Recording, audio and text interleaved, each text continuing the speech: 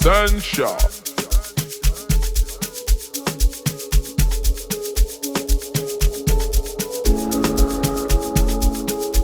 Mon objectif est aussi justement de pouvoir à la fois poursuivre, innover, créer, travailler. On va travailler de plus en plus dans les industries créatives et culturelles. Nous avons beaucoup de créateurs, mais dès qu'un aîné s'en va ou bien un sachant s'en va, on a un problème de transmission. Nous allons décliner ce thème-là, mais on va rendre hommage à quelqu'un pour qui ce thème-là est important. Le tout premier, c'est Hamadou Ampateba. On mettra beaucoup d'accent sur le numérique cette année. On a initié ce qu'on a appelé Microfolie.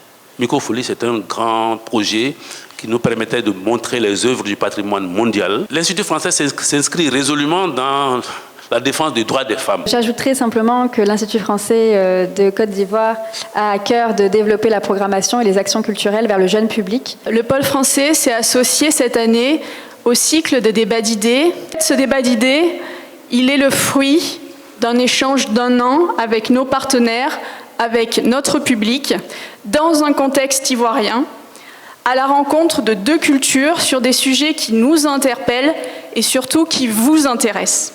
On parlera d'oralité, on parlera de français, langue de transmission des savoirs, on parlera de transmission de valeurs, transmission d'histoire, mais également de reconstruction autour de la Nuit des idées qui est un des événements phares de l'Institut français à travers le monde. Campus France est un service dédié aux étudiants ivoiriens et aux étudiants étrangers non européens résidant en Côte d'Ivoire. Nous allons, dans moins de 2 semaines, réouvrir donc cette nouvelle campagne d'inscription pour la rentrée de septembre 2022.